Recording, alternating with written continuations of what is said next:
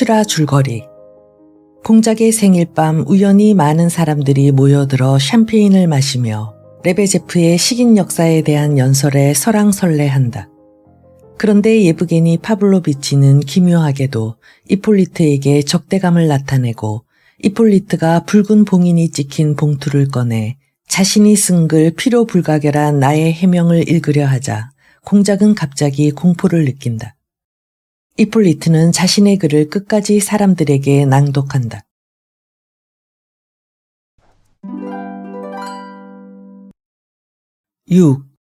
나는 거짓말을 하고 싶지는 않다. 나는 지난 6개월 동안 완전히 현실에 사로잡혀 있었다.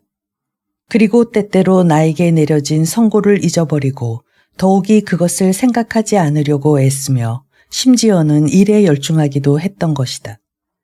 8개월 전 병세가 몹시 악화되기 시작했을 때 나는 일체의 교제를 끊었으며 모든 옛 친구들과도 절교해버렸다. 나는 항상 매우 침울한 인간이었기 때문에 친구들도 간단히 나를 잊어버리고 말았다. 하기는 이런 일이 없었더라도 그들은 나를 잊고 말았을 것이다. 집에 있을 때, 즉 가정에 있어서도 역시 나는 고독했다. 5개월 전부터 나는 방에 혼자 틀어박혀 가족들과의 접촉을 완전히 단절했다. 식구들은 항상 내 말을 잘 들어주었는데 정해진 시간에 방을 소지하고 식사를 날라다 주는 것 외에 아무도 내 방에 감히 들어오지 못했다. 어머니도 내 앞에서는 전전긍긍했다. 그리고 이따금 나의 허락하에 방에 들어오는 경우에도 내 앞에서는 감히 우는 소리를 하지 못했다. 어린 동생들이 좀 떠들기라도 하면 어머니는 나의 신경을 자극한다고 하여 야단을 치곤 했다. 나 자신도 아이들의 고함 소리가 시끄럽다고 자주 불평을 하곤 했다. 어쨌든 이런 상태였다. 그러나 그들은 지금도 나를 사랑하고 있으리라. 내가 별명을 붙여준 이른바 충실한 콜야도 나에게 무척 애를 먹은 것으로 안다. 최근에는 그도 나를 괴롭히기에 이르렀지만 이것은 지극히 자연스러운 일이다. 인간이란 서로 괴롭히기 위해 창조됐기 때문이다. 그러나 나는 그가 병자이니까 비위를 맞춰 주어야겠다고 맹세라도 한 듯이 나의 짜증을 꾹 참아내고 있다는 것을 눈치채고야 말았다.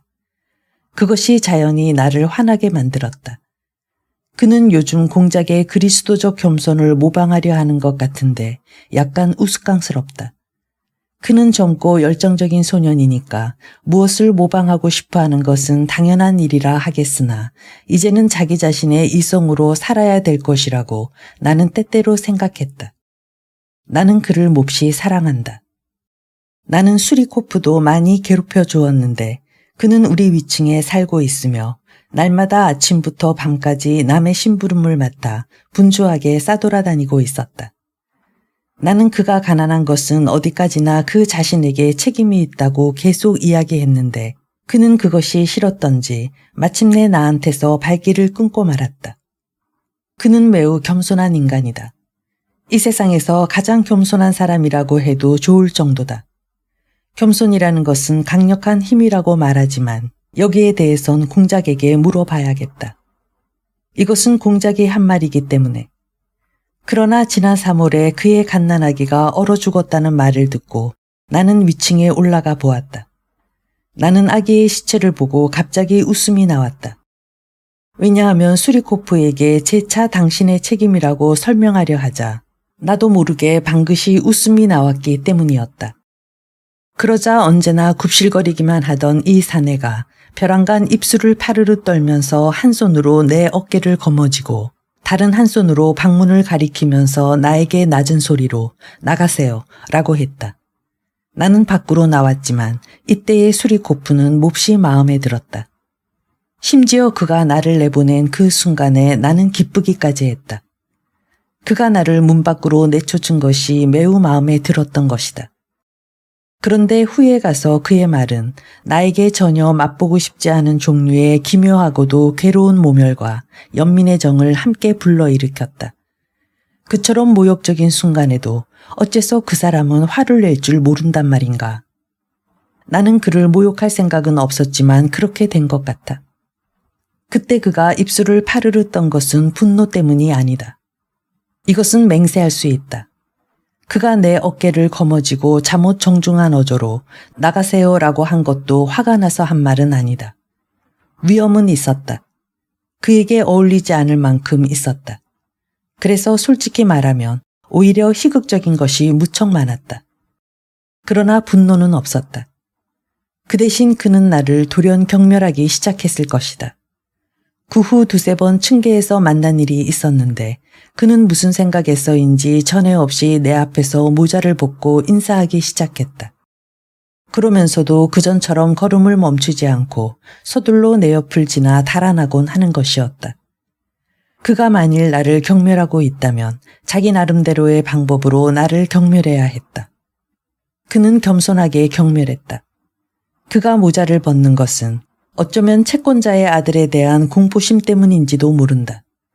왜냐하면 그는 언제나 우리 어머니한테 빚을 지고 있었고 한 번도 그 빚을 청산해 본 적이 없기 때문이다. 아마도 이것이 가장 정확한 이유일 것이다. 나는 그와 이야기하기를 바라고 있었는데 그렇게 하면 그는 10분이 지나기 전에 나한테 용서를 빌 것이라고 믿고 있었다. 그러나 나는 그에게 아무 말도 하지 않는 편이 좋겠다고 생각했다. 바로 그 무렵, 즉 수리코프의 아기가 얼어 죽은 3월 중순쯤에 무슨 영문에서인지 갑자기 나의 병세가 가벼워졌던 일이 있다. 그러한 상태는 2주일 정도 계속되었다. 그래서 자주 외출을 했다. 서리가 끼기 시작하고 가스등이 켜지기 시작하는 3월의 황혼을 몹시 좋아했기 때문에 나는 때때로 먼 데까지 가기도 했다. 어느 날 하루는 세스칠라 보치나야 거리에서 어떤 점잖은 신사 하나가 나를 앞질러서 어둠 속을 분주히 걸어간 적이 있었다. 나는 그를 똑똑히 보지는 못했지만 무엇인지 종이에 싼 것을 들고 몸에는 계절에 맞지 않게 짧고 추한 외투를 입고 있었다. 그는 내 앞을 10발짝쯤 떨어져 걷고 있었는데 가로등까지 갔을 때 호주머니에서 무엇인가를 길바닥에 떨어뜨리는 것 같았다. 나는 얼른 달려가서 그것을 집었다. 그것은 마침 기회가 좋았었다. 왜냐하면 그때 기다란 외투를 입은 어떤 사람이 옆골목에서 달려나오고 있었기 때문이다. 그러나 내 손에 이미 물건이 들려있는 것을 보고는 나를 한번 흘끗 쳐다볼 뿐 아무 말 없이 그냥 지나가 버렸다. 이 물건은 무엇인지 가득 들어있는 커다란 구식 모로코 가죽 지갑이었다. 나는 첫눈에 이 속에는 무슨 요긴한 것이 들어있을는지도 모르지만 적어도 돈은 들어있지 않을 것이라고 생각했다. 물건을 떨어뜨린 사람은 벌써 저만큼 앞서가고 있었으나 곧 군중 속에 끼어들어 보이지 않았다. 나는 그 뒤를 쫓아가며 고함을 지르기 시작했다. 그러나 여보시오라고 밖에는 달리 부를 도리가 없었으므로 그 사람은 뒤를 돌아다보지도 않았다. 그는 갑자기 왼편에 있는 어떤 집 안으로 들어가 버렸다. 내가 그 대문으로 달려갔을 때는 너무 어두워서 아무도 알아볼 수 없었다. 그 집은 굉장히 컸는데 영세 시민들에게 세를 주기 위해 집장수들이 아무렇게나 지은 것이었다. 이 건물에는 100세대도 더 살고 있을성 싶었다. 내가 대문 안으로 뛰어들어갔을 때 커다란 뜰한 오른쪽 구석으로 누군가가 걸어 들어가고 있는 것이 눈에 띄었다. 어둠 속이라 그것도 간신히 볼 수 있을 뿐이었다. 나는 그 구석으로 달려가서 계단 입구를 찾아냈다. 층계는 좁고 지저분했으며 불도 켜져 있지 않아 어두웠다. 그러나 높은 곳에서 계단을 밟고 올라가는 사람의 발자국 소리가 들려왔다. 나는 그가 문을 여느라고 꾸물거리는 사이에 그를 뒤따라갈 수 있을 거라고 생각하며 그가 있는 곳으로 달려 올라갔다. 나의 예상은 적중했다. 그러나 그 계단은 아주 짧은 층층다리가 수없이 많이 계속되어 있어서 나는 그것을 오르느라고 숨이 가빴다. 5층에서 문이 열리는 소리가 들렸고 곧 닫혀졌다. 거기가 5층이라는 것은 아직 계단을 3식이나 남기고 있는 아래쪽에서도 나는 충분히 알 수가 있었다. 내가 달려 올라가서 한숨 돌리고 초인종을 찾아서 흔들도록까지 몇 분쯤 시간이 흘렀다. 이리하여 겨우 문이 열렸다. 아주 비좁은 부엌에서 사모바르에 불을 피우고 있던 여인은 잠자코 나의 얘기를 듣고 있었으나 무슨 소린지 하나도 알아듣지 못한 모양으로 아무 말도 없이 다음 방으로 통하는 문을 열어주었다. 천장이 매우 낮은 좁다란 방 안에는 형편없이 낡은 가구와 커튼 옆에 커다란 침대가 놓여 있었고 그 침대 위에 체렌치이치가 드러누워 있었다. 내 생각으론 술이 취해 있는 것 같았다. 탁자 위에는 거의 다 탄 양초 토막이 무쇠 촛대에 꽂혀 가물거리고 있었고 그 옆에는 거의 빈병이 되다시피 한 보드카의 두 엎드리 병이 놓여 있었다. 체렌치이치는 뭐라고 신음소리를 내며 그대로 누운 채 다음 방으로 통하는 문 쪽으로 손을 흔들어 보였다. 여인이 나가버려서 나는 하는 수 없이 그 방문을 열 수밖에 없었다. 나는 방문을 열고 다음 방으로 들어갔다. 이 방은 앞의 방보다 더욱 좁아서 심지어는 몸을 돌릴 수조차 없을 정도였다. 구석에 놓인 좁다란 싱글베드가 많은 면적을 차지하고 있었다. 그 밖의 가구로는 온갖 누더기 따위를 쌓아놓은 허술한 의자 3개와 낡아빠진 식탁 겸용 책상, 그 앞에 놓인 가죽으로 싼 소파 등이 전부였지만 책상과 침대 사이는 거의 지나다닐 수 없을 만큼 비좁았다. 책상 위에는 무쇠 촛대에서 희미한 불빛이 흘러나왔고 침대 위에는 갓난아기가 있었는데 그 울음소리로 미루어 보아 아마도 생후 서너 주일 정도 된 것 같았다. 병색이 짙은 창백한 여인이 기저귀를 갈아주고 있었다. 여인은 아직 젊은 아이인 것 같았으나 거의 옷도 안 입고 있었다. 아이를 낳은 후 지금 간신히 일어난 것 같았다. 갓난아기는 좀처럼 울음을 그치려 하지 않고 빈약한 어미의 젖을 기다리며 악을 쓰고 보채는 것이었다. 소파 위에는 또 하나의 3살가량 된 계집애가 연미복 같은 것으로 쌓인 채 잠들어 있었다. 그 책상 옆엔 아까 그 사람이 남루한 프로코트를 입고 선체로 푸른 종이꾸러미를 풀어 2파운드가량의 빵과 2개의 조그만 소시지를 꺼내놓고 있었다. 책상 위에는 그 밖에도 차가 든 주전자가 있었고 딱딱한 빵 조각 몇 개가 뒹굴고 있었다. 침대 밑에는 열쇠가 잠겨있지 않은 큼직한 트렁크 하나와 누더기 등 속을 싼 보퉁이 2개가 보였다. 한마디로 말해서 모든 것이 뒤죽박죽이었다. 즉 그 남자와 여자는 착실하고 교양 있는 사람 같았으나 가난 때문에 이처럼 비참한 상황에까지 이르게 되었다. 마침내는 공공에 빠져 이제는 그것과 싸울 기력마저도 상실한 채 날이 갈수록 더해가는 이 공궁 속에서 그 어떠한 복수적인 만족감을 발견하고자 하는 그러한 쓰디쓴 욕구를 느끼기에 이른 것 같았다. 나보다 조금 앞서 들어와서 그들의 양식구러미를 펼쳐놓고 있던 그 남자는 내가 들어갔을 때 무슨 일에 관해서 자기 아내와 이야기하고 있었다. 기저귀를 다 갈지도 못하고 여자는 남자의 말이 끝나기도 전에 흐느끼기 시작했다. 남편의 이야기가 여느 때처럼 신통치가 않았던 모양이다. 28세가량 되어 보이는 그 남자는 얼굴이 가무잡잡하게 마른 데다가 검은 구렛나룻을 기르고 있었는데 턱수염을 깨끗하게 깎은 것이 내가 보기에는 매우 멋이 있었고 호감이 가기까지 했다. 우울한 눈을 가진 침울한 얼굴이기는 했지만 아주 쉽게 폭발될 것 같은 어떤 병적인 자부심이 엿보였다. 그런데 내가 들어가자 이상한 일이 벌어지고 말았다. 세상에는 자기의 신경질적인 성질 속에서 커다란 기쁨을 발견하는 사람들이 있다. 그것은 분노가 절정에 도달했을 때 특히 강렬하게 느낄 수 있는 법이다.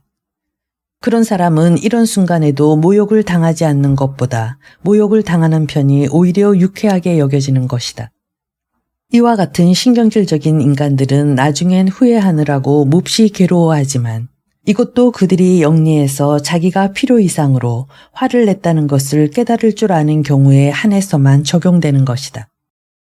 그 사람은 얼마 동안 놀라서 나를 바라보았으며 그의 아내 역시 소스라치게 놀랐는데 마치 자기들의 방에 누구든 다른 사람이 들어왔다는 사실 자체가 도저히 있을 수 없는 일로 여겨져서 그러는 것 같았다. 그러나 갑자기 그는 무서운 분노를 나타내면서 나를 향해 달려들었다. 나는 단 2마디조차 할 수 없었다. 그는 나의 단정한 복장을 보고 더욱 심한 모욕을 느낀 듯했다. 또 내가 그 사람 자신도 창피하게 여기고 있는 누추한 방 안의 광경을 함부로 본 것이 잘못이었던 것이다. 물론 그는 자기의 실패에 대한 만행을 누구한테든지 터뜨릴 수 있는 기회가 온 것을 좋아하는 것 같았다. 처음에는 나를 때리려는 것이 아닌가 생각했다. 그는 마치 히스테리를 일으킨 여자처럼 창백해졌는데 그것이 그의 아내를 더욱더 겁에 질려 떨게 했다. 아니, 어째서 당신은 남의 집에 이렇게 함부로 들어왔지요? 나가주시오. 그는 온몸을 떨며 간신히 이렇게 말했다. 그러나 그 순간 그는 내 손에 쥐어져 있는 지갑을 보았다. 이건 당신이 떨어뜨린 것 같은데요. 나는 될 수 있는 대로 침착하고 태연하게 말했다. 한편으로는 그것이 당연했다. 그는 매우 놀란 듯 도무지 영문을 모르겠다는 얼굴로 잠시 동안 내 앞에 서 있었으나 문득 자기 옆 호주머니를 만져보더니 깜짝 놀라 입을 떡 벌리며 자기 손으로 이마를 쳤다. 이런, 당신은 어디에서 이것을 주었습니까? 그리고 어떻게? 나는 간단하면서도 되도록 태연하게 어떻게 내가 지갑을 주었는지, 어떻게 내가 그를 부르며 뒤쫓아왔는지, 그리고 단순한 추측만으로 이 집 층계를 올라온 경위를 얘기했다. 하늘이 도왔군.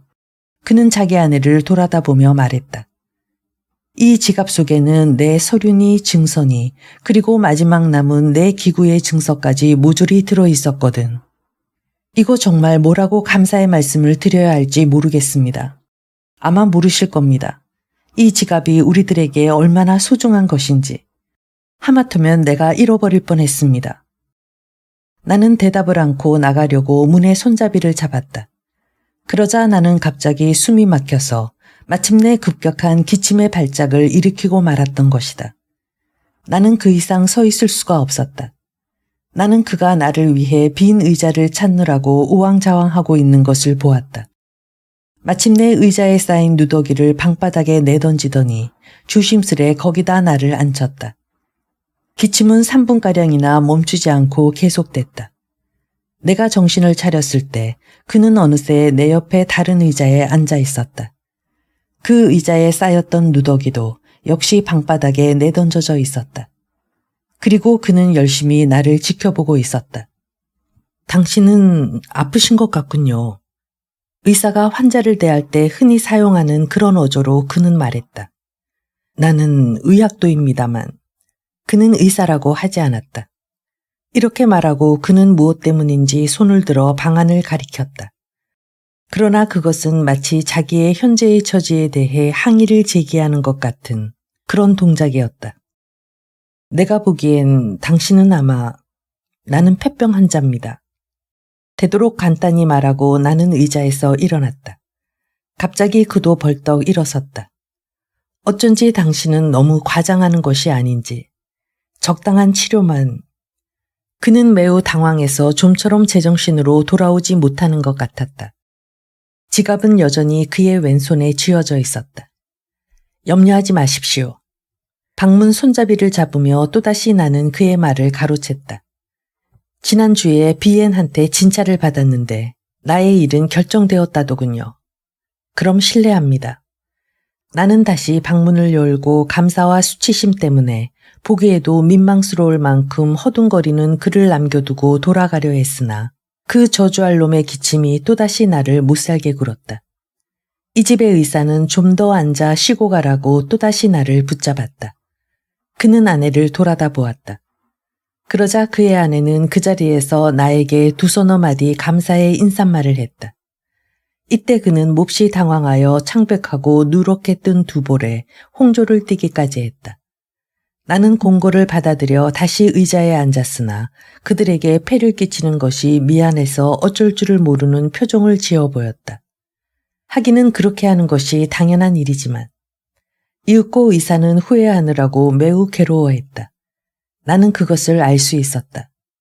만일 내가... 그는 더듬더듬 두서없는 말을 늘어놓기 시작했다. 나는 당신에게 깊이 감사하고 있습니다. 그리고 대단히 미안하게 생각합니다. 나는 보시다시피 하며 그는 다시 한번 방안을 가리켰다. 현재로서는 이런 형편이므로. 나는 말했다. 보나마나 뻔한 일이죠. 당신은 일자리를 잃었기 때문에 사정을 호소해서 다시 일자리를 얻으려고 이곳에 오신 것이 아닙니까? 당신은 어떻게 그것을 알았습니까? 그는 놀라서 물었다. 그런 것 좀 첫눈에 알 수 있죠. 나는 무심코 냉소적인 어조로 대답했다. 지방에서 희망을 품고 많은 사람이 이곳에 와서 동분서주하며 이와 같이 살고 있죠. 그는 갑자기 열을 올리고 입술을 떨면서 이야기하기 시작했다. 그는 불평을 털어놓으며 이야기를 시작했는데 솔직히 말해 재미가 있어서 나는 그 집에서 거의 1시간 동안이나 앉아 있었다. 그는 나에게 자기의 이야기를 해주었는데 지극히 평범한 것이었다. 그는 어느 현의 공직의사로 있었는데 그 어떤 추잡한 사건이 일어났고 그의 아내까지 그 사건에 끌려 들어가고 말았다는 것이었다. 그는 자존심이 허락하지 않아 분격해서 본때를 보여주었다. 그런데 현지사가 바뀌는 바람에 형세는 적에게 유리해졌다. 그는 함정에 빠져 참소를 잊고 마침내는 일자리를 잃게 되었다. 그래서 마지막 남은 돈을 다 털어가지고 자기의 억울한 사정을 호소하려고 페체르부르크로 올라왔다. 다 아는 바지만 페체르부르크에서는 이런 사람의 딱한 사정 같은 것은 귀뚱으로도 안 듣는다. 대충 듣고 나서는 각하해버린다. 그런가 하면 이번에는 그럴싸한 약속으로 희망을 주었다가 그 다음엔 또 추상 같은 호령을 내리고 진정서를 쓰라고 명령한다. 진정서를 써내면 또 이번에는 탄원서를 내라고 한다. 이렇게 하여 그는 벌써 5달을 동분서주하며 한마디로 말해서 죄다 팔아먹었다. 마지막 아내의 옷까지마저 전당포에 잡혀버렸는데 그새 아내는 해산을 했다. 그런데 오늘은 그 탄원서가 반려된 것입니다. 거의 빵 한 조각 살 수 없습니다. 가진 건 하나도 없어요. 아내는 아기까지 낳고. 그러니 나는 그는 의자에서 벌떡 일어나더니 돌아서 버렸다. 아내는 구석에서 훌쩍거리고 갓난아기는 또다시 악을 쓰기 시작했다. 나는 수첩을 꺼내서 적기 시작했다. 다 적어놓고 자리에서 일어났을 때 그는 내 앞에 서서 두려움과 호기심이 어린 눈으로 나를 쳐다보고 있었다. 나는 여기다 당신의 성함과 나는 그에게 말했다. 다른 모든 것을 적었습니다. 즉 당신이 근무하던 곳과 현지사의 이름, 그리고 당신이 면직된 날짜를 적었습니다. 실은 나의 동창생 중에 바흐무도프라는 친구가 있는데 그 친구의 숙부인 페트르 마트베예비치 바흐무도프가 세력이 있는 사연방 장관으로 있기 때문에. 페트르 마트베예비치 바흐무도프라고요. 의사는 부르르 몸을 떨며 소리쳤다. 모든 것은 전적으로 그 사람의 재량에 달려 있어요. 이렇게 우연한 동기로 해서 내가 조력하게 된 이 의사의 사건과 그 결과는 마치 소설에서 해결되듯이 만사가 순조롭게 진척되어 갔다. 나는 이 가엾은 사람들에게 너무 기대를 걸지 말기를 바란다. 왜냐하면 나는 비천한 중학생과 같기 때문이다.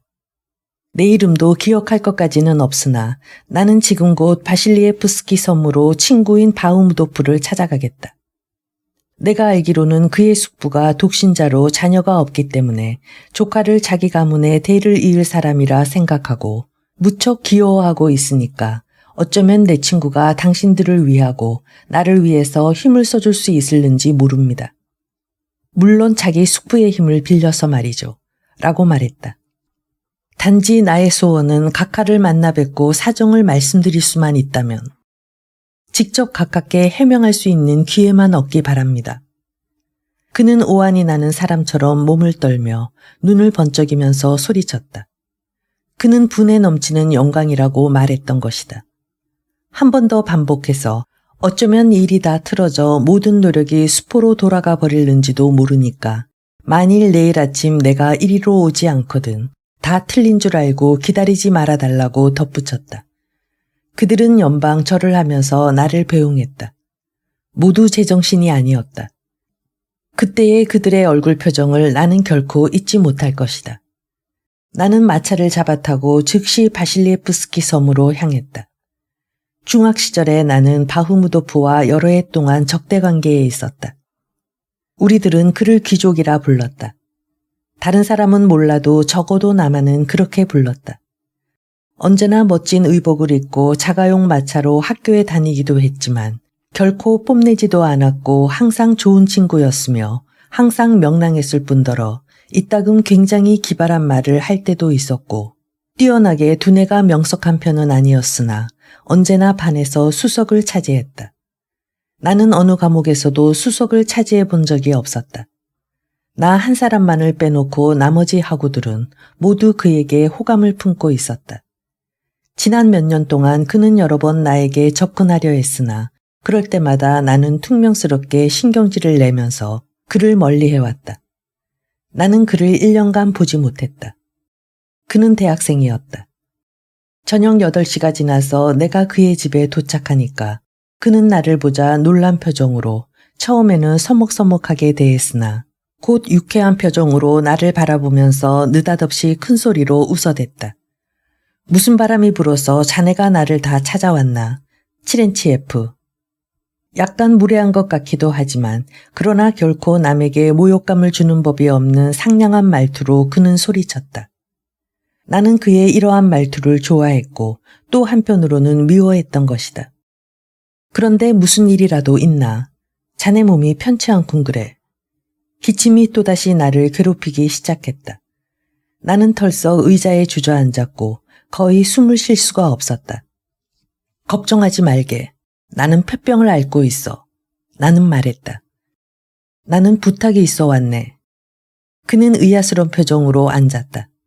나는 곧 의사의 이야기를 전부 다 하고 나서 그가 숙부에게 상당한 영향력을 가지고 있으니까 어쩌면 무슨 힘이 될 수 있을 것이라 설명했다. 할 수 있지. 충분히 할 수 있어. 곧 작은아버지께 갔다 오겠네. 나로서는 오히려 기쁠 지경이야. 더욱이 자네는 이야기도 썩 잘하는군. 그렇지만 7NCF, 자네는 무슨 생각에서 그걸 나한테 부탁하기로 결심했나? 그건 그 문제가 전적으로 자네 숙부님의 의사에 달려있기 때문이야. 그런데 바흐무도프, 우리는 항상 적대관계에 있었지. 그러나 나는 자네가 고귀한 인간이니까 적의 부탁을 거절하지 않을 것이라 생각했지. 하고 나는 비꼬는 투로 덧붙였다. 나폴레옹이 영국으로 돌아간 것처럼. 그는 한바탕 웃어댔다. 할 수 있지. 할 수 있지. 가능하면 지금 당장이라도 가겠네. 내가 심각하고도 단호하게 의자에서 일어나는 것을 보자 그는 황급히 이렇게 말했다. 실제로 이 사건은 더할 나위 없이 순조롭게 해결되어 갔다. 6주 후에 그 의사는 다른 현에 일자리를 얻어 여비는 물론이고 보조금까지 받게 되었다. 내가 추측하기로 바흐무도프는 그 후 뻔질나게 의사네 집에 드나들며 의사와 친해졌는데 나중에는 의사의 입에서 돈을 돌려달라는 말이 나올 만큼 가까이 사귄 모양이었다. 그와는 반대로 나는 일부러 의사네 집에 발길을 끊었을 뿐더러 그가 나에게 찾아오는 일이 있어도 냉정히 대했다. 나는 최근 6주일 동안에 바흐무도프와는 2번 만났는데 3번째로 만난 것은 의사의 송별회에서였다. 그 송별회는 바흐무도프가 자기 집에서 베푼 것이었는데 샴페인을 곁들인 성대한 연회였다. 그 자리에는 의사의 아내도 참석했으나 갓난아기 때문에 이내 돌아가 버렸다. 이때는 5월 초순의 화창한 저녁이었다. 태양이 서쪽 수평선에 잠겼다. 바흐무도프는 나를 집에까지 바래다 주었다. 둘이 모두 얼근이 취해 니콜라예프스키 다리를 건너고 있을 때 바흐무도프가 먼저 자신의 기쁨을 이야기하기 시작했다. 그는 이번 사건이 유쾌한 결말을 본 데 대해 나한테 감사의 뜻을 표했다.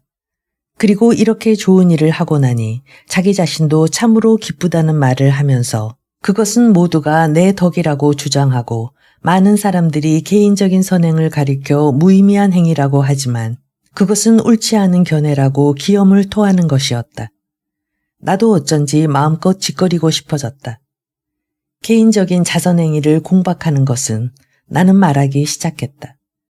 곧 그것은 인간의 본성을 무시하고 개인의 공적을 모독하는 것이지.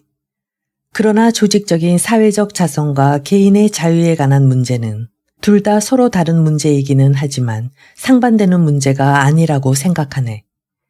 개인적인 선행은 언제까지나 존재할 걸세. 왜냐하면 그것은 개인의 요구이기 때문이고 하나의 개성이 다른 개성에게 직접적인 감화를 주는 활성적인 요구이기 때문이지.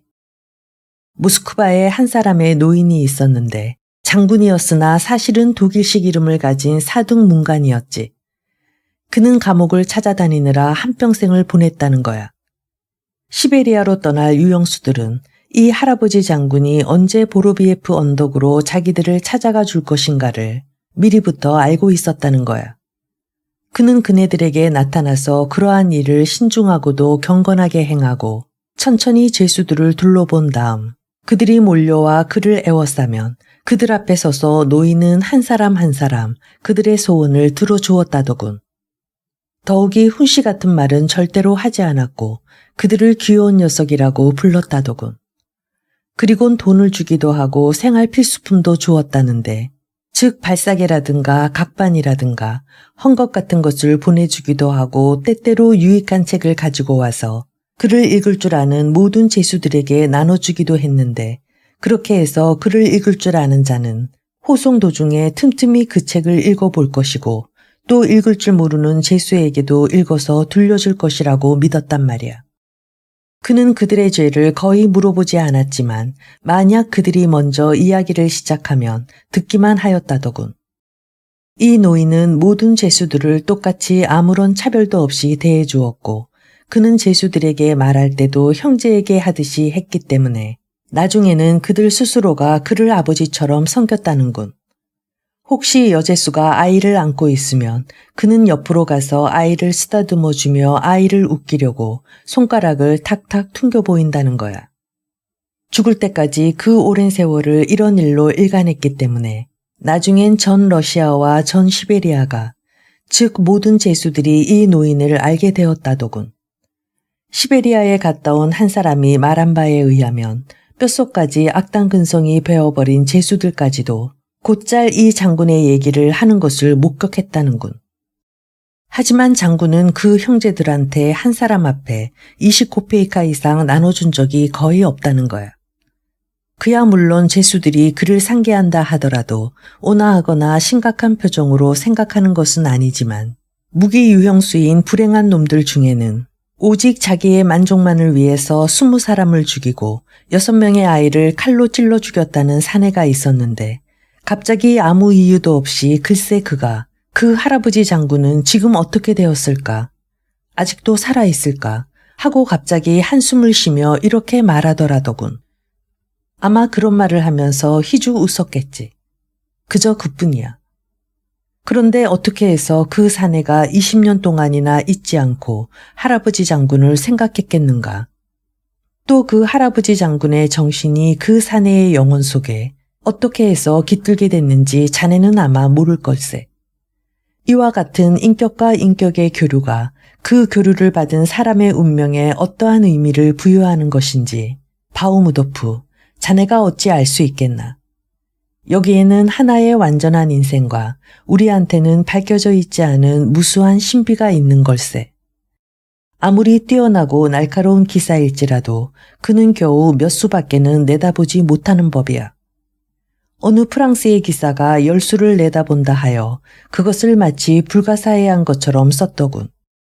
얼마나 많은 수를 알고 있으며 얼마나 많은 수를 모르는가. 자네의 시약과 자네 자신과 자네 선행이 어떠한 방법으로서든지 남에게 주어질 때 자네는 자네 인격의 일부를 그들에게 줄 뿐만 아니라 다른 사람의 것을 또 받아들이게 되는 것이지. 그래서 우리는 상호 교류를 하는 셈이 되는 거야. 조금만 더 주의를 기울인다면 자네는 지식과 뜻하지 않은 발견으로 보상을 받게 되지. 마침내 자네는 자기가 하는 일을 학문처럼 취급하게 될 걸세. 그리하여 그 일은 반드시 그 사람의 전 생애를 사로잡아 그 생활을 충실하게 해줄 걸세. 반면에 자네의 모든 사상과 뿌린 후 잊어버리고 있던 씨앗은 점차로 뿌리를 받고 성장하기 시작하지. 왜냐하면 그것을 받은 사람은 또 다른 사람에게 그것을 전할 테니까 말이야. 앞으로의 자네는 스스로가 인간 운명의 형성에 얼마만한 기여를 했는지 알 수 있겠는가? 만일 이와 같은 단연간의 노고와 지식이 쌓이고 쌓여 그 사람이 위대한 씨앗을 뿌릴 수 있게 된다면, 즉 위대한 사상의 유산을 이 세상에 남겨놓을 수 있게 된다면 그때는 나는 그때 이런 식으로 장황하게 짓거렸다. 자네와 같은 사람은 곧 죽어야 한다고 생각하지 않았느냔 말이야. 바우무도프는 누군가를 원망하듯이 격한 어조로 소리쳤다. 이때 우리는 다리 위에 걸음을 멈추고 서서 난간에 기대어 네바강을 바라보고 있었다. 자네 지금 내 머리에 무슨 생각이 떠올랐는지 아나? 나는 난간 위에서 상반신을 깊숙이 굽히며 이렇게 말했다. 설마 강에 빠지겠다는 건 아니겠지. 바우무도프는 깜짝 놀라 소리쳤다. 아마도 그는 내 얼굴에서 내가 어떻게 마음먹었는지 알 수 있었던 것 같았다. 아니야, 이런 한 가지 생각만을 하고 있었어. 즉 나의 여생은 앞으로 2, 3개월, 어쩌면 4개월쯤 남았는지도 모르지만 지금은 2달밖에는 남지 않았다고 가정하고 많은 노고와 분망한 활동을 필요로 하는 어떤 선행을, 즉 이번에 의사사건과 같은 선행을 꼭 하고 싶다 하더라도 나의 여생이 짧기 때문에 그 일을 단념하고 나에게 적합한 간단한 다른 선행을 찾지 않으면 안 될 것이라고 말이야. 물론 이것은 자선을 하고 싶어 못 견딜 지경에 이르렀을 경우의 얘기지. 참 재미있는 생각이라 느끼겠지. 가엾은 바우무도프는 나를 몹시 염려해 주었다. 그는 나를 집까지 바래다 주고 혹시 나의 마음을 건드리게 되지나 않을까 하여 위로의 말은 한마디도 하지 않고 걷는 동안 거의 침묵을 지키고 있었다. 나와 헤어질 때 그는 힘을 주어 나의 손을 잡으며 앞으로 방문을 허가해 달라고 했다. 나는 그가 병문 안으로 나를 방문하는 이상 나에게 더욱 절실한 죽음을 자각하게 되는 결과밖에 되지 않을 것이라고 엄명했다. 그는 어깨를 흠칫해 보였으나 그래도 내 말에는 동감인 모양이었다. 우리들은 나 자신도 예기치 못했으리만큼 정중하게 헤어졌다. 그러나 이날 저녁과 이날 밤에 나의 최후의 신념의 첫 씨앗이 뿌려졌다. 나는 열렬히 이 새로운 사상에 덤벼들어 그 사상이 지니는 암시와 형태를 샅샅이 규명해 보았다. 나는 밤새도록 한잠도 자지 않았다. 더욱 깊이 그 사상을 생각하며 더욱더 그것을 흡수함에 따라 나는 한층 더 경악을 느끼지 않을 수 없었다. 마침내 무서운 공포가 나를 사로잡아 다음 날까지 나의 마음에서 떠나지 않았다. 나는 이 끊임없는 공포를 생각하는 동안에 이 새로운 공포로 말미암아 온몸이 얼음장처럼 얼어버릴 때가 있었다. 이 공포로 미루어 보아 나의 최후의 신념은 너무나 깊고 신중하게 나를 사로잡아서 반드시 해결을 강요하고야 말 것이라는 결론을 얻었기 때문이다. 그러나 그 해결을 얻기에 나의 결단력이 결핍되어 있었다. 그러던 것이 3주일 후에는 모든 것이 끝이 나고 결단력도 생겼다. 이것은 그 어떤 지극히 괴이한 사정에 기인한 것이다. 지금 나의 설명을 수학적인 정확성으로 기술하겠다. 물론 나에게는 어쨌든 매일 반이기는 하지만 그러나 지금 나의 행동을 비판하는 사람들에게 이 최후의 신념이 어떤 논리의 영역에서 생겼느냐 하는 것을 보여주고 싶었던 것이다. 나는 방금 나의 최후의 신념을 실행하는 데 있어서 결핍되어 있던 마지막 결단력은 전혀 논리적인 영역 때문이 아니라 사건의 진행과는 아무런 관계도 없는 이상한 사정 때문에 생긴 어떤 기묘한 사건의 결과라고 생각했다. 열흘 전에 로고진은 어떤 자기 일 때문에 나를 방문했었다. 그 전에 로고진을 한 번도 만난 적이 없었으나 그의 소문은 많이 듣고 있었다. 나는 그에게 그가 필요로 하는 모든 소식을 들려주었더니 그는 곧 돌아갔다. 그가 나를 찾아온 것은 다만 어떤 일을 묻기 위한 것이었으니까 그와 나의 관계는 그것으로 끝났다. 그러나 나는 그에게 비상한 흥미를 느꼈다. 그래서 그날은 온종일 기묘한 상념에 사로잡혀서 그의 방문에 대한 답례로 나는 이튿날 그를 방문하기로 결심했다. 로고진은 확실히 나를 좋아하지 않았으므로 우리가 계속해서 알고 지낼 필요가 없다고 예민하게 암시했다. 그럼에도 불구하고 나는 매우 재미있는 시간을 보냈는데 물론 그도 역시 마찬가지였으리라. 우리들 사이에는 현저한 차이점이 있지만 우리는 둘 다 그것을 발견하지 못했으며 특히 나는 그러했다.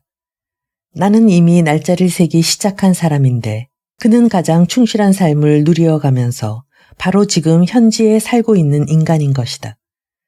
그는 최후 결정이나 숫자나 무엇이건 자기의 광적인 열정의 원인과 관계되지 않는 것에 대해선 생각해 보려고도 하지 않는다. 나는 나의 사상을 어떻게 적어야 할지 몰라 이같이 표현해야 된 점에 대해서는 로고진 씨에게 용서를 빌어야겠다. 그는 지극히 무뚝뚝했음에도 불구하고 내 생각으로는 영리한 것 같았고 그 자신에 관한 것 이외에는 전혀 흥미를 느끼지 않고 있었으나 그래도 그는 내 얘기를 듣고 알아챈 듯 싶었다. 그는 줄곧 침묵을 지키고 있었다. 정말 무서울 만큼의 침묵을. 정말 말이 없는 남자였다. 나는 그에게 말했다. 우리 두 사람 사이엔 많은 차이점이 있을 뿐 아니라 성격도 양극단을 이루고 있다.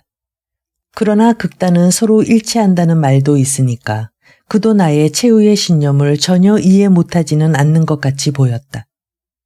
그러나 그는 매우 무뚝뚝하고 시큰둥한 표정으로 대답하더니 일어나서 마치 내가 돌아가겠다는 말이라도 한 것처럼 제 손으로 내 모자를 집어주며 예의를 지켜 배웅하는 태도로 나를 자기의 그 음침한 집에서 쫓아내고 말았다. 그의 집은 나에게 묘한 인상을 주었는데 마치 묘지 같았으나 그에게는 마음에 드는 모양이었다. 그가 지금 경험하고 있는 생활은 집안의 장식 같은 것에 마음을 쓰기에는 너무나 충실한 것이기 때문이다. 나는 로고진의 집을 방문하고는 몹시 피로했다. 하기는 아침부터 기분이 좋지 않았고 그래서 저녁이 되자 아주 힘이 빠져서 침대에 들어눕고 말았다. 이따금 콜야는 11시까지 내 곁에 있어 주었다. 나는 그가 한 이야기와 그리고 우리가 주고받은 말을 분명히 기억하고 있다. 그러나 나는 잠깐 동안 눈을 감자 꿈을 꾸었는데 이반 포미치가 몇백만이라는 돈을 받는 것을 보았다. 그는 그 돈을 어디에 두어야 할지 몰라 쩔쩔매고 있었고 혹시 도둑을 맞지 않을까 하는 두려움 때문에 떨고 있었으나 결국은 땅속에 묻어두기로 결심한 것 같았다. 나는 그렇게 많은 돈을 땅속에 묻어두기보다는 그 금화를 녹여서 얼어 죽은 아기의 관을 만들어주는 편이 좋을 것이다. 그러기 위해서는 우선 아기의 시신을 파내야 한다고 충고했다.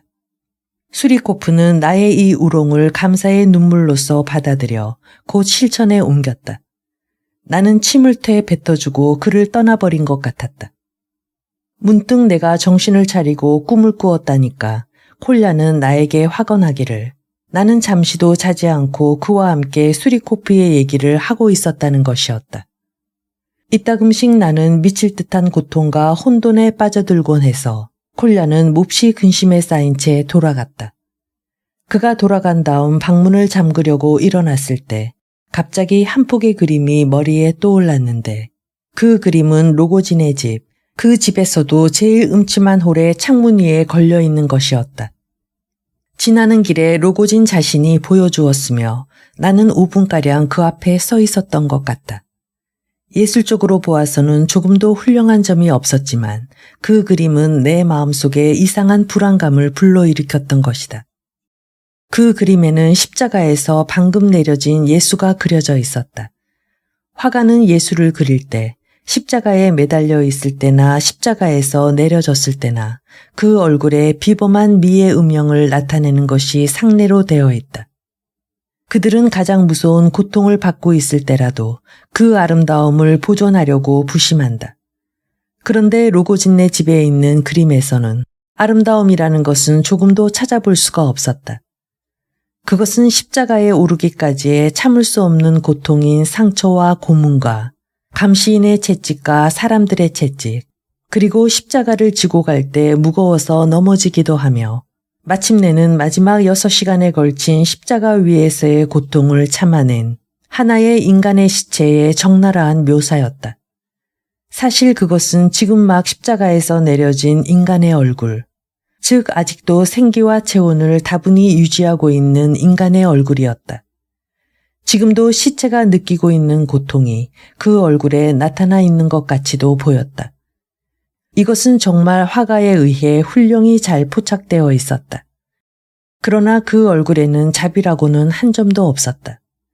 그것은 당연한 것이며 실로 어떠한 사람이라도 그만한 고통을 받고 나면 반드시 그렇게 될 것이다. 내가 알기로 그리스도교에서는 이미 그 초기에 그리스도가 받은 고통은 결코 상징이 아니라 현실적인 것이라고 기술했다 한다. 실제로 그 육체는 십자가 위에서 완전히 자연 법칙의 지배를 받고 있었을 것이다. 그 그림에 그려진 얼굴은 채찍의 난타로 인해 처참했으며 피가 맺히고 두 눈은 벌어지고 눈동자는 뒤틀려져 있었으며 커다랗게 돌출된 흰 눈은 죽은 사람처럼 유리알같이 빛만 반사시켰다.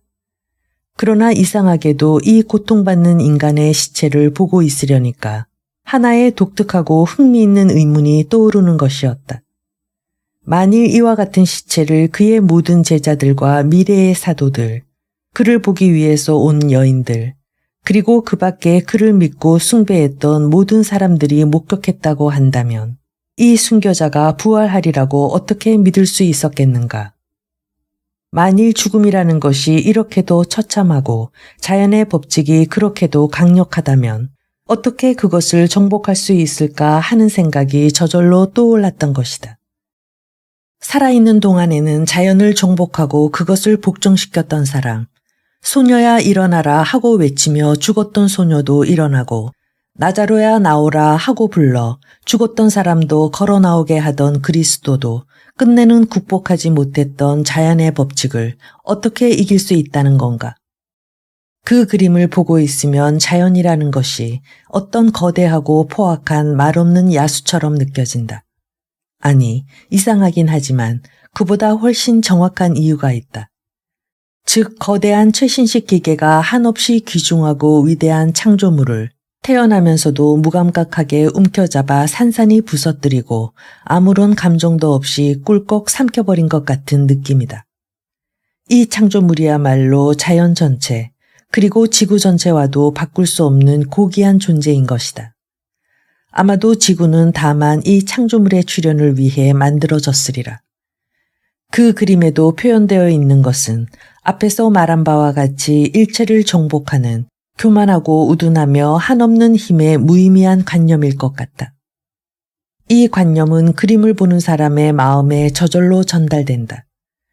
그림에는 한 사람도 그려져 있지 않지만 이 시체를 에워싸고 있던 모든 사람은 자기의 소망과 자기의 신앙이 일시에 깨어진 이날 저녁에 무서운 고뇌와 동요를 느꼈을 것임에 틀림없었다. 물론 그들은 제각기 어떤 방법으로 빼앗길 수 없는 위대한 사상을 얻기는 했지만 그들은 형언할 수 없는 공포를 품은 채 그 자리를 떠났음이 분명하다. 만일 그들의 스승 자신이 이처럼 처참한 자기 모습을 처형 전날 밤 예견할 수 있었다면 과연 그와 같은 태도로 십자가에 오르고 그와 같이 죽을 수 있었을까? 그 그림을 보고 있으면 자연히 이런 의문도 떠오르는 것이었다. 이러한 모든 것들이 단편적으로 희미하게 내 앞을 스쳐갔는데 잠시 정신착란을 일으켰을 때인지는 모르겠지만 때로는 지극히 분명하게 그 양상을 띠고 나타나기도 했다. 이와 같은 상태는 콜야가 돌아간 후에도 1시간 반가량이나 계속되었다. 형태가 없는 것이 형태를 갖추고 나타날 수가 있는가? 그러나 나는 이따금 무엇인가 이상하면서도 상상조차 할 수 없는 괴이한 형태를 띤 무한한 힘과 말도 못하는 시커먼 귀머거리 창조물을 보았다고 생각하는 것이다. 누군지 손에 촛불을 들고 내 손을 잡아 끌어 무엇인가 커다란 징그러운 독고미 같은 것을 가리키며 이것이 바로 그 시커멓고 말 못하는 귀머거리 창조물이며 만능의 힘을 가진 것이라고 우겨대면서 나의 불만스러운 얼굴을 비웃으며 쳐다보는 것 같이 생각될 때도 있었다. 내 방의 성상 앞에는 언제나 등불이 켜져 있다. 그 불빛은 희미하고 어슴푸레하지만 방 안의 물건들을 분간할 수 있고 바로 등불 밑에서는 책을 읽을 수도 있다. 이미 12시는 지나간 것 같았다. 나는 한잠도 자지 않고 눈을 뜬 채 침대에 누워 있었다. 갑자기 내 방문이 열리더니 로고진이 방 안으로 들어왔다. 그는 들어와서 문을 닫고 말없이 나를 바라보더니 등불 밑에 놓인 의자 쪽으로 조용히 걸어갔다. 나는 몹시 놀랐지만 잠자코 기대 속에서 지켜보고 있다가 그가 탁자에 기대어 조용히 나를 바라보고 있는 것을 보고 그에게서 더 없는 모욕과 증오를 느꼈다고 기억된다. 왜 그는 말을 하지 않으려 했을까?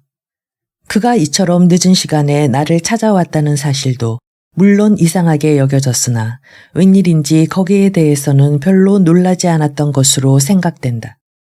오히려 그와는 반대였다. 오늘 아침 나는 그에게 나의 사상을 분명히 말하지는 않았으나 그가 그것을 이해했다는 것을 나는 알고 있다.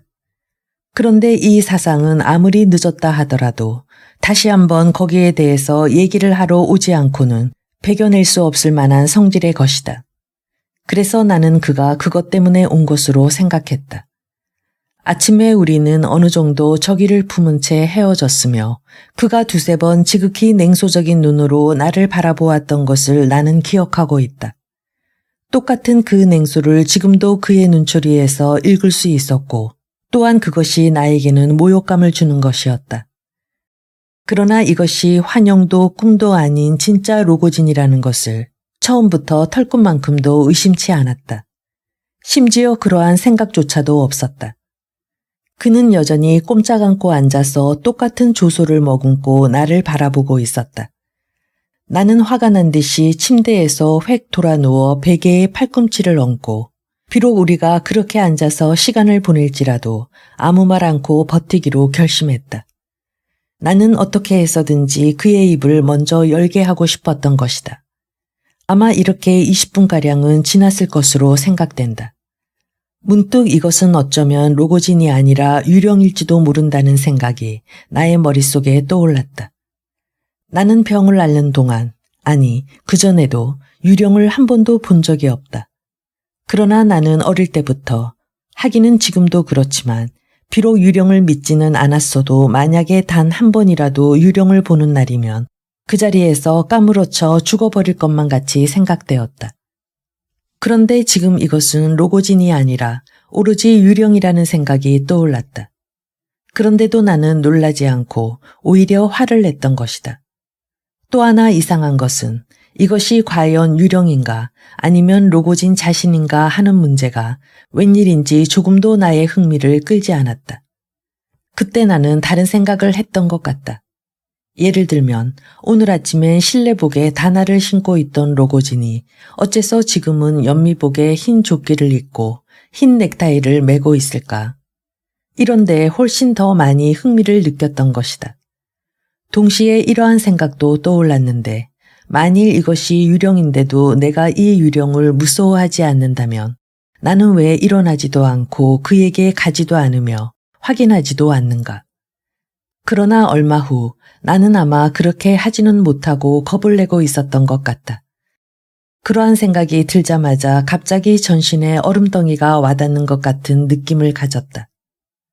등골이 오싹해지며 무릎이 와들와들 떨렸다.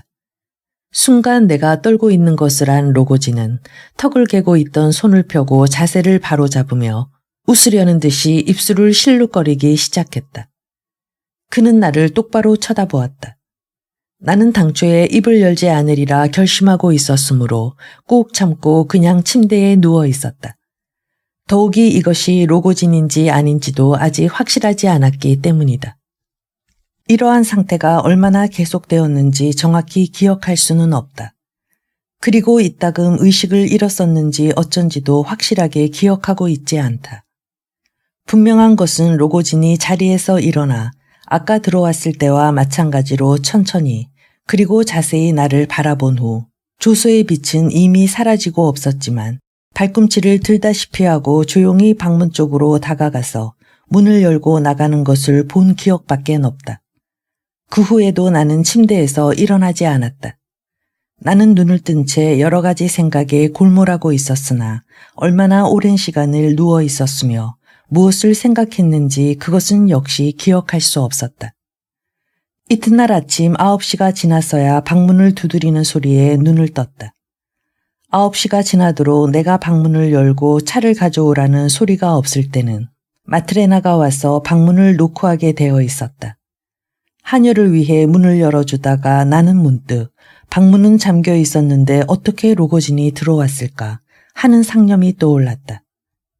그래서 나는 집안 식구들에게 물어본 결과 로고진이 정말로 들어왔을 리가 없다고 확신했다. 왜냐하면 우리 집의 문들은 밤이 되면 전부 잠가버리기 때문이다. 지금 내가 상세하게 이야기한 이 괴이한 사건은 나의 확고한 결단력의 원인이 된 것이다. 따라서 나의 최후의 결심을 촉구한 것은 논리도 논리적인 신념도 아니며 다만 혐오뿐이다. 이처럼 괴이한 형식으로 나를 모욕하는 삶을 이 이상 계속할 순 없다. 그 환영은 나를 모욕한 것이다. 나는 거미의 형태를 띤 그 어둡고 우둔한 힘을 따를 수는 없다. 전역력이 되어 충분하고도 단호한 결심을 마음속에 느낀 순간 나는 비로소 기분이 상쾌해졌다. 그러나 이것은 처음 한순간뿐이며 그 다음 순간부터는 파블로프스크로 가는 것이었다. 여기에 대해서는 앞에서 이미 충분히 설명한 바 있다고 생각한다. 7. 나는 회중용 소형 곤충을 한 자루 가지고 있다. 그것을 산 것은 내가 아직 소년이었을 때, 그러니까 결투나 강도들의 습격 혹은 결투 신청을 받고 기꺼이 곤충 앞에 선다든지 하는 따위의 이야기에 흥미를 느끼기 시작한 우스꽝스러운 시절이었던 것이다. 한 달 전에 나는 이 곤충을 찾아내 가지고 총알을 재어 놓았다. 곤충을 넣어두었던 상자 속에 탄한 2발과 뿔로 된 화약통에 화약 3발분이 들어있었던 것이다. 그 곤충은 폐물이어서 옆으로 많이 빗나가기 때문에 15걸음 이상 되는 거리에선 도저히 표적을 맞힐 수 없다. 그렇지만 관자놀이에 바싹 갖다 대고 쏘면 물론 해골을 박살낼 수 있을 것이다. 나는 해가 떠오르는 것과 동시에 파블로프스크에서 죽기로 결심했다. 그러나 집안 사람들을 놀라지 않게 하기 위해 공원에 내려가서 죽기로 결심한 것이다. 나의 이 해명은 경찰에서도 모든 사건을 충분히 설명할 수 있을 것이다. 심리학에 흥미를 느끼는 사람이나 필요를 느끼는 사람들은 이것에서 제멋대로의 결론을 얻을 수 있으리라. 나는 이 원고가 공개되기를 원치 않는다. 다만 공작 자신만이 사본을 한 부 보관하고 다른 한 부는 아글라야 이바노브나 예판치나에게 전해주기를 바랄 뿐이다. 이것이 나의 소원이다. 그리고 나의 유골은 과학 발전을 위해 의과대학에 기증하는 바이다. 나는 나에 대한 어떠한 재판도 인정하지 않는다. 따라서 지금 나는 모든 법원의 권한을 넘어서 있는 것이다. 얼마 전에 나는 다음과 같은 걸 상상하고 웃음을 머금은 적이 있다. 만일 내가 지금 내가 좋아하는 사람을 죽인다거나 한꺼번에 10명 중 사람을 죽여버리기로 결심한다면 혹은 이 세상에서 가장 무서운 어떤 짓을 하기로 결심한다면 앞으로 여생이 2, 3주일밖에 안 남았기 때문에 이제는 고문도 실현도 소용없는 나를 상대해야 할 그 재판장의 입장은 얼마나 난처할까. 나는 온화하고 정중한 의사가 지켜보는 국립병원에서 편안하게 죽을 수 있을 것이다. 아마도 우리 집보다는 더욱 안락하고 따뜻하겠지. 어째서 나와 똑같은 처지에 있는 사람들에게는 이런 생각이 웃음거리로나마 떠오르지 않는 것일까? 아니, 어쩌면 떠오를 거다. 우리나라에는 재미있는 친구들이 많이 있으니까. 그러나 비록 내가 나에 대한 재판을 인정하지 않는다 하더라도 나는 이미 듣지도 못하고 말도 못하는 피고가 되었을 때 재판을 받게 될 것이 분명하나 나는 피고로서 강요된 말이 아닌 자유스러운 말을 하지 못한 채 이 세상을 떠나고 싶지는 않다. 그것은 변명이 아니며 용서를 비는 말도 아니다. 오, 절대 아니다. 나는 아무에게도 용서를 빌어야 할 이유가 없다. 나는 말하고 싶기 때문에 말하려는 것뿐이다. 첫째로 여기에는 이상한 사상이 있다. 즉 누가 어떠한 권리와 동기에서 앞으로 2, 3주일밖에 안 남은 나의 권리를 논박하고 부정하려 드는가. 이제 새삼스레 무슨 재판이 필요하단 말인가. 누가 나에게 단지 사형 선고뿐만 아니라 그 선고의 기한까지도 충실히 지켜야만 한다고 할 것인가? 도대체 그것이 누구를 위해 필요하다는 걸까? 도덕적인 견지에서 필요하단 말인가?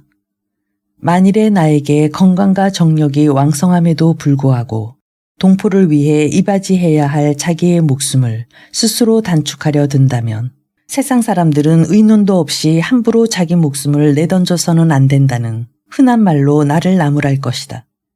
그러나 지금은 이미 죽을 날짜까지 선고받은 지금은 어떤가? 그래, 목숨을 내놓는 것만으로도 부족하여 그리스도교적 변증법으로 사실 너는 죽는 편이 오히려 좋을 것이다 라고 행복한 결론을 내릴 공작의 위로의 말을 들으며 생명의 최후의 원자를 하느님께 반환할 때 바라는 그 단말마의 신음소리까지 도덕상 필요하단 말인가. 그와 같은 부류의 그리스도교 신자들은 언제나 이런 사상에 도달한다. 이것은 그들이 좋아하는 장기인 것이다. 도대체 그들은 그 우스꽝스러운 파블로프스크의 나무들을 들고 나와서 어쩌자는 것일까? 내 생애의 최후의 몇 시간을 그것으로 기쁘게 해주겠다는 것일까? 그들은 삶과 사랑의 환영으로 내가 마예른의 벽과 그 벽 위에 솔직하고도 노골적으로 쓴 것을 볼 수 없게 방해하고 있지만 내가 나 자신을 아주 잊어버린 채 그러한 환영을 믿고 열중하면 할수록 나는 더욱더 불행하게 된다는 걸 대체 그들은 이해하지 못한단 말인가. 당신의 자연, 파블로프스크의 공원, 당신의 일출과 일몰, 당신의 푸른 하늘, 당신의 흡족한 얼굴과 그칠 줄 모르는 향연도 나 한 사람만을 무용지물로 간주하기 시작할 때 이러한 모든 것이 나한테 무슨 소용이 있단 말인가.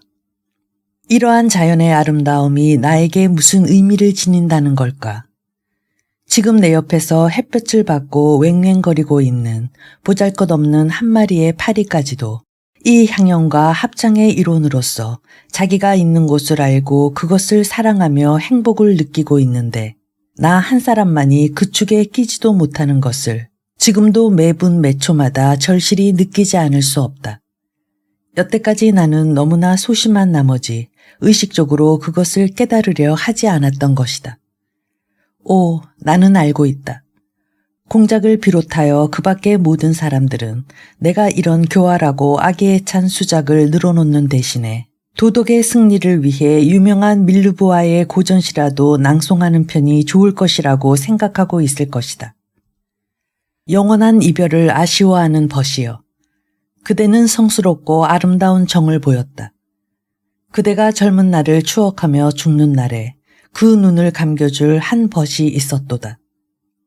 그러나 행복한 세상 사람들이여, 나의 말을 믿으라.